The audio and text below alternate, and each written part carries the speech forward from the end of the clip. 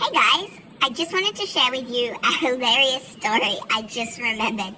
Now this is the case of the missing coffee and tea mugs. Now I drink a lot of coffee and tea, especially when I have a cigarette, and I kind of leave the coffee cups around so that I go back to my coffees and teas the next time I have a cigarette. I've done this for years and never had any issues whatsoever. Until I started to notice that I couldn't find my coffee and tea cups. And at first I'm thinking, I must have drank them. Surely I put them away. There's no way that they could just disappear. I must have just forgot where I left them.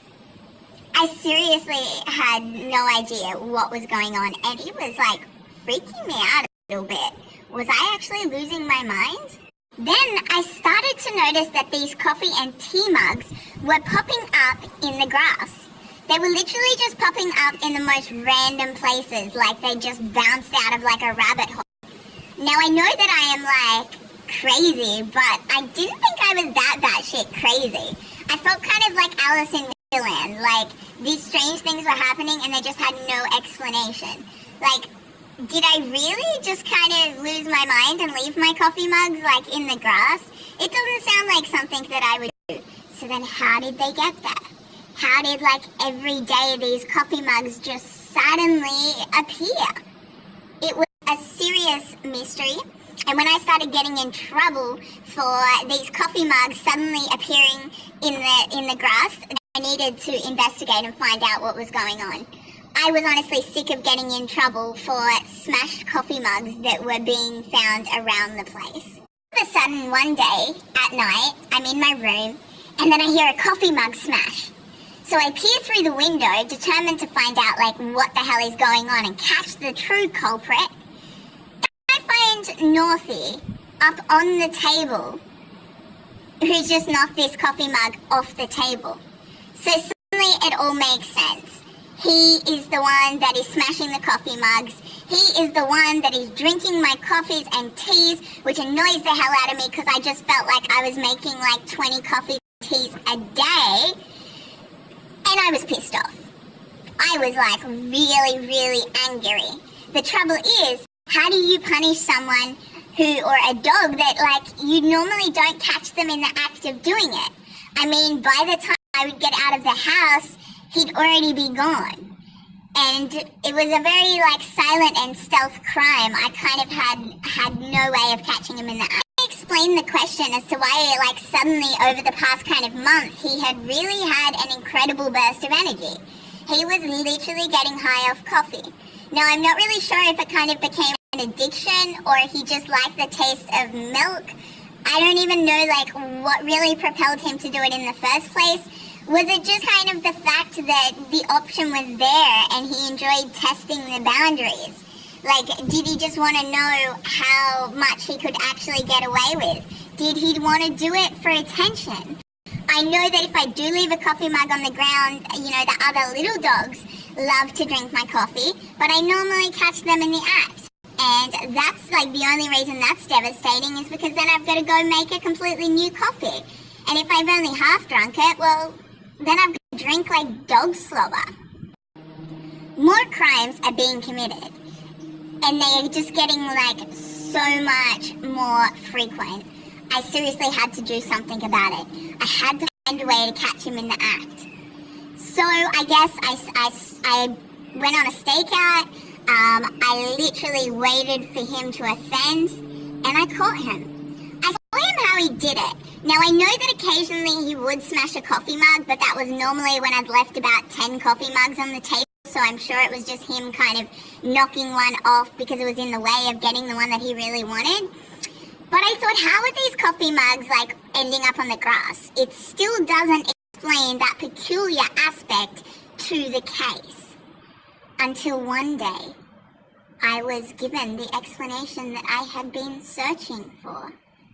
Believe it or not, but this is what I found. To my surprise, I found that he didn't even have to get up onto the table to get his coffee mugs. Often when I feel like maybe he was fearful of being watched and he wanted to commit the crime really quickly so that he wouldn't get apprehended, I found him just kind of like jumping up onto the corner of the table because he's like big enough to reach, and extending his stupid fucking long neck and basically like picking up the coffee cup like this.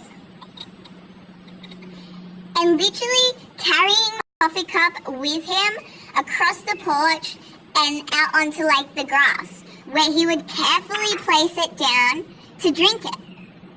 So that's obviously how, you know, the middle of the night, these coffee mugs would not only disappear, but they would reappear where I would find them in the morning. I mean, seriously, like, I don't know whether to be like super angry that my dog is a complete criminal, or I'm just like to be amazed at the lengths he has gone to and the ingenuity and I guess like intelligence that he has shown to basically plan out such an elaborate crime.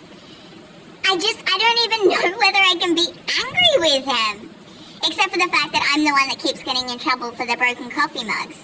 And I guess the only thing worse than being abused by my parents for being like smashing these coffee mugs is the fact that if they ever found out it was my dog that was doing it, well, they'd probably shoot him.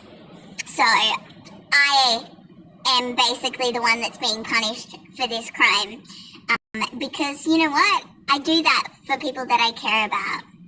I'll take responsibility for their crime. So what did I do about it?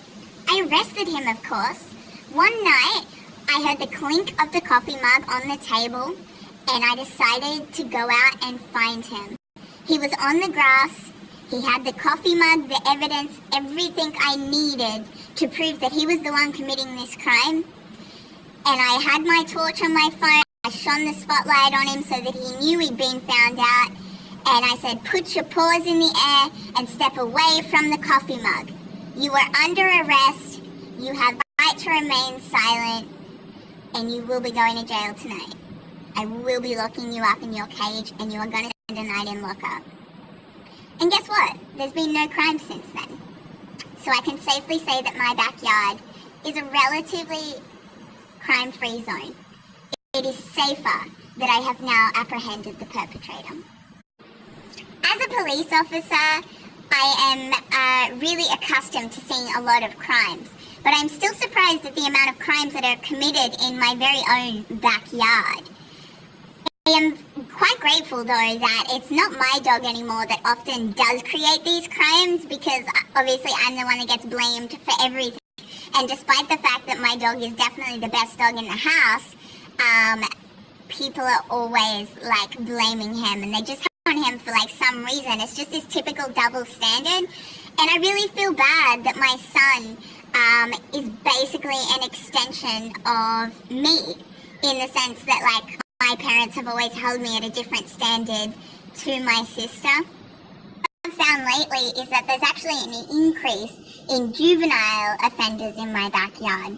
My sister has 2 Jack Russell puppies, and they have been, I guess, apprehended for a lot of things. Everything from robbery to common assault.